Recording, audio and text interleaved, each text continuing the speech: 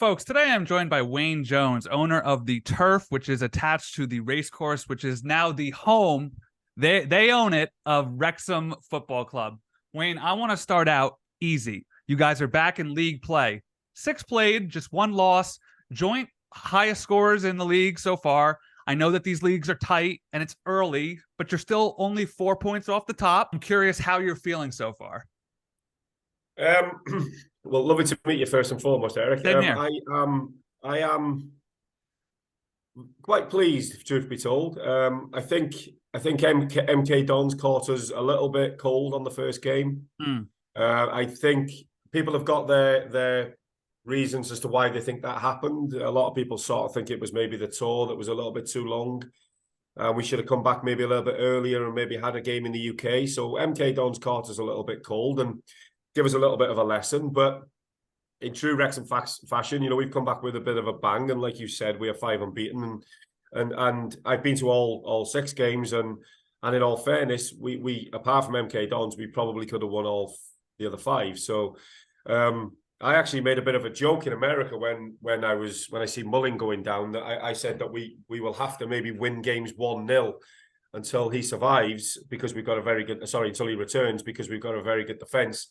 And I couldn't be any further from the truth, because we conceded 14 goals, right? So I scored 14. So no, answer to your question, I'm pretty ecstatic because, we're 6 games in.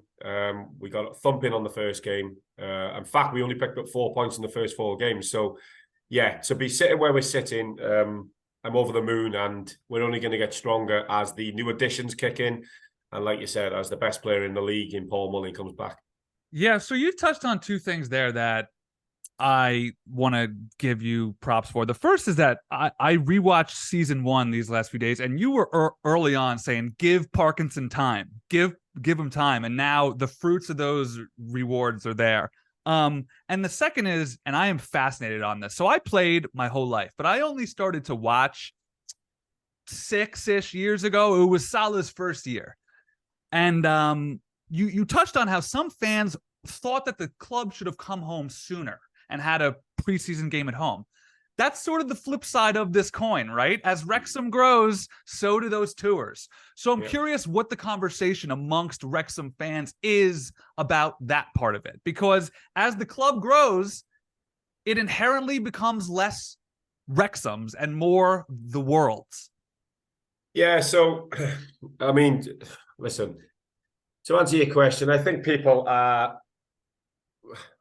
Obviously, they want to keep a connection to the town because we see it as ours, it's our little town. But people are not stupid. People realise that, as with your Liverpools of this world, or maybe that's a bad example, but as with your Bournemouths, if they want to grow to get to the Premier League, then they have to have investments and they have to have these kind of things. And I think people realise that we have to have the US tours, and I'm not privy to how much money that made Wrexham. I'm fairly certain it's a substantial amount. You guys played Man U, like that is a huge. And we won, which is as Liverpool being my second team, I was pleased to see. So, listen, I'll speak from my point of view. I was lucky enough to be out there for all 4 games. Loved every single second of it. It was a brilliant experience. But it's not about me. It's about the football club, and we need things like the US tour to grow the brand and to grow the exposure and to grow the bank balance for us to be able to kick on and get out of the League 2 of this world and the League 1 of this world. I think people's frustrations, like I say, come from the fact that we started the season really slow in that first game. There's nothing to say we would have won that game had we come back a week earlier. I just think it was an easy excuse for people to use, that maybe the players were a little bit tired with 5 or 6 games to go. But Wrexham fans are not silly. They're not daft people. They understand that for the club to grow, and that's what everybody wants, for the club to grow, that we have to do these things. So, yeah, in answer to your question, I think people realise what's going on. And in answer to your first question, why wouldn't you give Phil Parkinson a chance after 9 games? I think it was 11 games. I mean, the guy was there for 11 games. It was absurd. I won't name names or name games, but I went to a game after 11 games. They were hurling abuse at him, and I fell out with one guy and just said, you're an idiot. Like, you got to give the guy a chance. If in 20 games' time it's not going to plan, fair enough. And I'll be honest, before he started to turn it round, which was exactly when he brought Ollie Palmer in, even I was starting to think, maybe I've got this one wrong. Maybe he isn't the guy. But love him. I just love him. I don't worry about Wrexham. Even when we lost that first game, I don't worry about us. His manager is something else. And the people above him are doing a great job. So, yeah, I mean, listen, we'll be okay. I'm going to put it out there now. Wrexham will do very well this season. So what is the ideal match day breakfast, both food and drink for you? Because I have a pub that I go to in my town, and it's owned by a Chelsea fan from London. So he's fully embraced, the beans, all that stuff that I can't really wrap my head around, but it's there. The pies. What's your go-to match day meal and drink? Yeah, so I mean, we've got a little food truck on the car park, so that gets extremely busy. We will sell probably 10 kilo of bacon in the morning on a what day a funny sentence. 10 kilo of bacon. Yeah, it's ridiculous, and we sell hundreds and hundreds and hundreds of burgers, as you can imagine. Yeah. But yeah, I mean, listen, come on. I mean, your friend's got it right. So if you're going to have an English fry-up, as they call it, you have to have tomatoes and baked beans and black pudding. I don't know if you do black pudding over there, but you have to have the full works. I mean, sadly, I'll be incredibly truthful. So Saturday, for example, I will get there about 6:30 in the morning, and it takes me until literally we open, with every minute taken up to get the fan zone open, the bar open, the food truck open. And then about 3 o'clock, my wife or my friends will say, "Have you eaten? Have you eaten?" Because at this point, I will have had 6 pints, right? So, and then I'll usually wobble home with a curry at night because I'm so hungry because I've skipped breakfast. But people always have it's a bit of a ritual in the UK when you wake up, if it's a football day. The only thing a lot of my friends will eat in an entire day is a bacon roll. So, yeah, you've got to embrace the fry-up. I mean, come on, if it's an away game and I've got time and I've only got to get on a bus or drive, fully got to get a full English down you. And then, yeah, I mean, a pie is a pie. You have to have a pie at the football. It's just iconic. I mean, I've wrapped my head around the Guinness and the Magners. I haven't quite gotten there with the beans and toast. Give it a go. You will be mind blown, I'm sure. Just persevere. Yeah. So at what point did it hit you that Ryan and Rob buying the club was not only life-changing for the team and the town, but for you? And how has your life changed since? I get asked that. I get asked this a lot. Then skip it. No, it's fine. No, it's absolutely fine. I mean, people that come to the pub ask me this question all the time. Oh, has your life changed? I like to think not. I'm just a guy that runs a bar, that is a local guy that, I'm not rich. I'm not poor. I'm not rich. I'm just a working class chap that does his best for his family and his staff and tries to give as much back to the community as I possibly can without making it all about me. But has it changed? It's got a lot busier, as you can imagine. A hell of a lot busier, Eric. But, my genuine primary concern is that the town does well and the football club does well. So they go hand in hand. So if the football team does well, then the town does well. And if the town does well, then naturally people like myself with little businesses are going to do well. So it's a knock-on effect. But I said at the very beginning of this venture, all I hope is that the football team come out of this doing well. And we've never been in such a good position since I've been watching them 30 years. So wow. I get to see people smiling. People are happy. People cannot wait to go to the games on a Tuesday and a Saturday. And all of that, they've always been there. They went with a lot of dread because we weren't very good. So they stuck by the team and they supported them. And I genuinely do not know, even though we got a lot of cynics from a lot of fans of other teams, I genuinely do not know a community and especially a fan base that deserves anything at all more than Wrexham supporters. Yeah, I think you said that in the doc. You were like, this town needs a break. Oh, for sure, yeah. And look what it's got. We've hit the jackpot with these guys, and, long may it continue because, we're a small little working class town and we need the football team to do well. And these guys have given us this platform to be able to perform. So so that's when it hit you that your life was going to change. But when did it hit you that you believed in Rob and Ryan? Because it's one thing to put on a brave face and say, give them time. It'll be fine. They mean the best. It's another thing where you believe it in your soul. When did that hit you? So I was fortunate enough to meet them. They didn't get over for about a year due to COVID, but I was fortunate enough to meet them in the pub, and we had about a half an hour conversation. We had a couple of Wrexham lagers and we had a beer, and something a little bit unique about getting to look in somebody's eyes when you ask them a question and getting the answer that you get. And I asked them if they felt there was a burden and a responsibility, and they just said something along the lines of they just have to get it right for the people of this town. They have to get it right, and they will not do anything. They will not stop until they do get it right. And I think the penny just dropped then that they mean the best. I always knew that Rob was a sports nut. I knew he would understand the game. I wasn't so sure about Ryan. I thought he might just be the brains behind the business acumen and the marketing side of it. He's a smart guy. He's proven that. Good Lord. Absolutely, yeah. I mean, Rob is just incredibly switched on. Ryan, we played Stockport in the Cup when we got to Wembley, and we scored, and I looked up, he was at the game without Rob, and I just sensed that he got it. From that moment, I thought, he gets it. He understands the game. He's got the bug. He's fallen in love with it. And everything they do is just, I mean, everything you see about them is just exactly what they're like. They're the most down-to-earth people. Yes, they're very successful. Yes, they're very rich. Yes, they're very well known and all the rest of it. But when you peel it back, they're just incredibly humble, down-to-earth human beings that want the best for other people. And that's a very rare commodity in the world, sadly, today. But they want the best for Wrexham Football Club, and they want the best for the town. And they're just, like I say, they're just genuine people. So I think I knew very early on. I'm not saying I'm the best judge of character, but I think I knew on this occasion very early on that they were not here to do anything bad. And I was sceptical, as were a lot of Wrexham fans, because we've been pulled from pillar to post over the years by property developers and shady people. So we were a little bit cynical, a little bit sceptical, but I think I knew very early on with these two, and now they've proven it to everybody. I think I knew very early on that they were only going to do wonders for us all, and they have. And again, like I keep saying, long may this continue, because it's a hell of a ride.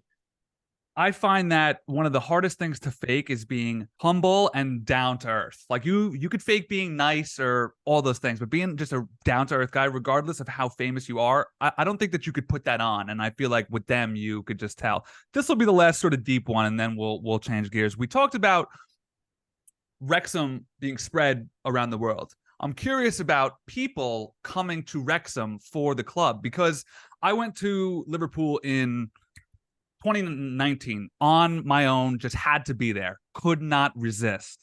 And what struck me was how multicultural and diverse it was. But I know that means in a pub like yours, there is less room for locals, and it's going to be filled up by folks like me. Now, even I understand from an outside point of view, I could see both sides of it. But not only are you a fan, you're a business owner as well. So you have to account for that. So combining both sides of Wayne, the fan Wayne and the guy who owns the turf Wayne, how do you reckon with the world coming to you and what that means for the availability of the longtime fans? In truth, it's been a little bit of a challenge, because this is unprecedented to us. We didn't expect any of this to happen. So whereas before, let's just say, your average Wrexham fan called Dave could walk into the turf at 1:30 and get a beer and soak up the atmosphere and enjoy it, that's no longer the case. As soon as we open, we're practically full, and we get people from all over the world. Do we embrace that? Absolutely love it. Am I sad that the fans that used to be able to walk in an hour before kickoff can't get in? Not really, because they know, it's the same. We live by one rule: first come, first served. We don't hold tables for anybody. Nobody's special. I mean, my father in the last game queued up 40 minutes to get in. And he's happy to do that, because that's the way it is. That's life. We're going to grow. We're going to develop things, and we're going to grow. But yeah, I mean, it's been a challenge. I get people that stop me in the supermarket and say, "Oh, I don't bother coming anymore because they're queuing all the time. I can't get in." And my answer to them people is, "Well, I'm very sorry, but everybody's there for one reason: it's to support Wrexham, whether you're from California or from the middle of Wrexham town centre. Nobody's any better or any less than anybody. It's a pub that only holds a certain amount of people. We have a fan zone which now's doubled the capacity, so that helps a lot. But yeah, it's a tricky one. Let's ask myself this: do I prefer it now to maybe 3 or 4 years ago? Absolutely. The product on whole is a lot better now. And what I do take a lot of satisfaction from is, because I'm always sort of buzzing around Eric, checking on the security, checking on the staff. We have like 20 odd staff working. And I sort of sit back and observe crowds, and I can see. So I maybe met a couple from New York, for example, like I did on Tuesday. And then I see them talking to different people, and the Wrexham fans are hugging them or having pictures. They want to speak to them. They want to embrace them. They want them to be there. And they're very grateful that they're here spending money, supporting our club.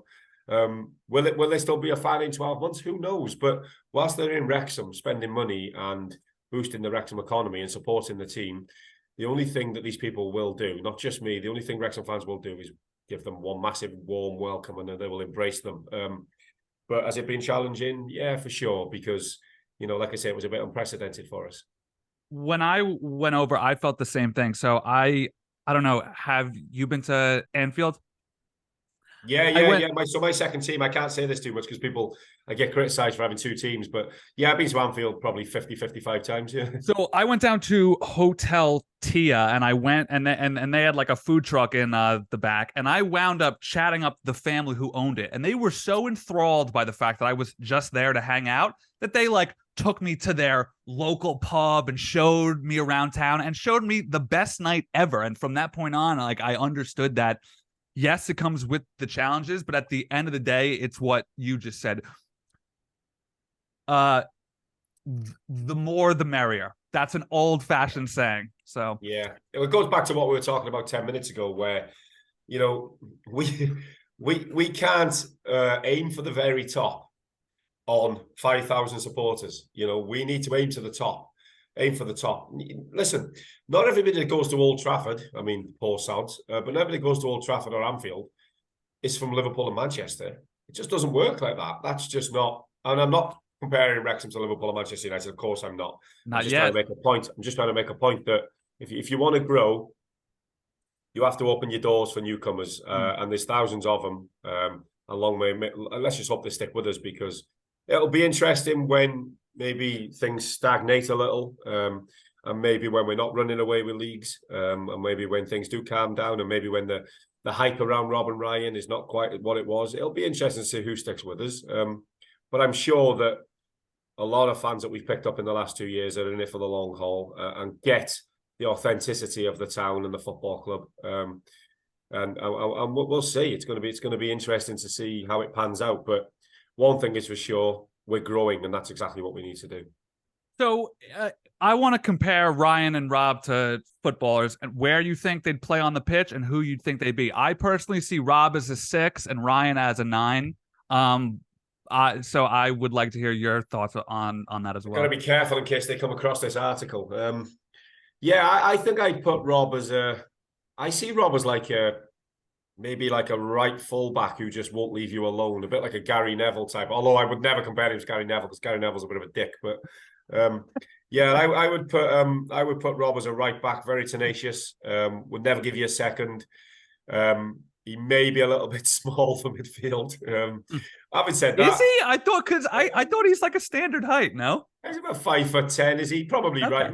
Maybe I see him as like a Luke Young role. No, I'm gonna put Rob at right back. I see him as a right back. I see him as a never give up kind of attitude. We'll go flying into challenges. We'll win his fair share of headers, and I see Rob as a bit of a captain as well. I just think he's got that sportsman in him. I just think he would never let you let up. And he has that edge. He has that bite to him. He'd be a dog in the midfield, I feel like. Yeah, this is what I'm saying. You see him when he goes to watch the Eagles, and he watches all the Philadelphia teams, and he just seems like he could be a nasty piece of work if needs be. And I think a captain needs to be a nasty piece of work sometimes. Right. So yeah, I put him as a galloping strong fullback. Ryan, I don't want to do Ryan a disservice. So let's say I see Ryan as a sweet-footed left wing Canadian who just sort of wants to take players on. Maybe doesn't want to possibly get involved in the nitty-gritty, arduous, getting stuck in kind of stuff. But I see him as a bit of like a Zlobazai, where he'll just cut in, score a few goals. Getting hot, man. I'm getting sweaty just thinking about him. He is unbelievable. All right, yeah. Wayne, this is my last one, and then I will let you go. I'm curious, what has been the high point of these last few years for you so far? I imagine people might guess it was Ben Foster's save last spring, but my guess is different. The first day you opened the turf post-COVID? Now, I don't want to impose, but that would be my guess. So what has been the highlight moment for you personally of these last 3-4 years? Oh, it's tough. I mean, nothing will come close to winning the league, purely because it was just one of absolute raw emotion, raw relief, pride, everything you can think of that goes with something that means so much to so many people after so long. That's right up there. Yes, I mean, COVID was a really challenging 2 years. When you look back, you still struggle to fathom that actually happened. Yeah. So yeah, I mean, COVID is certainly up there.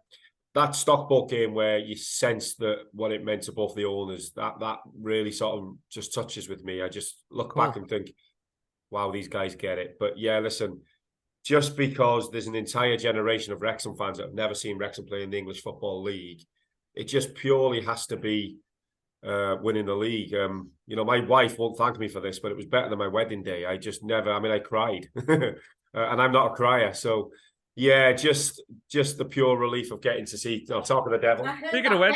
Oh, damn. Better than your wedding day. Oh, she's caught me in the game. What timing? Did you plan that? Were you waiting outside for him to talk about you? I was waiting. I said she won't thank me for it. They'll back me up here, Eric.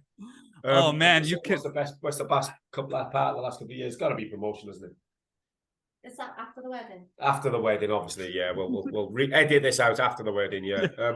Probably the promotion, I would say, just because it meant so much to so many people after so long, wasn't it? Yeah. Yeah, the parade day was amazing. And the parade was another special day. But yeah, in answer to your question, yeah, it's got to be when we beat Boreham Wood. It was just, we've never seen scenes like it. And even if we won the FA Cup in years to come, it still wouldn't come close to that because it was so long in the making. Wayne, I had a blast to chat. I just want to leave you with a thought of mine. What the other side of this coin is, Ryan and Rob have not saved quite yet, but have really helped the club through a tough time. But what they're also doing is they've become shepherds of the sport here. They are growing the game here as well. People know about your club in passing. Even if they do or don't watch the sport, they've heard of it. And I would have never guessed that Deadpool and the guy from Always Sunny would be two of the most important faces in soccer in my adult life. And because of your club, that's happened. So I actually want to say thank you because your club is helping the game that I love grow here. Well, listen, I feel like I'm a big fan of the MLS. I see the crowds are just always on the rise. I was fortunate enough to go to all the games over there in the summer, like I said, and I just seen I've seen the fascination, not just with Wrexham, but the sport in general. And I think sometimes maybe one or two people over here are a little bit sort of skeptical and go, no, it's the MLS. It's where people go when they're about to retire. I disagree. I found the fans to be knowledgeable and had a deep love for the sport. And I'm really excited because in the future I'm going to come across and watch a couple of games myself. So yeah, for sure. The MLS, in my opinion, is only going to get stronger. Rob and Ryan and the likes of David Beckham and Messi and the Bales of this world will only grow that brand. Kudos to David Beckham and the Will Ferrells of this world because, again, they just keep pushing it, yeah. And it's only getting stronger and stronger. So, yeah, but you can't have Rob and Ryan. We need them for several more years to help push our club. But if the knock-on effect is that the brand in the MLS grows, let's all get something positive from it, right? Yep. Wayne, thank you so much for your time and good luck to both your clubs this season. Pleasure. Take care. Cheers.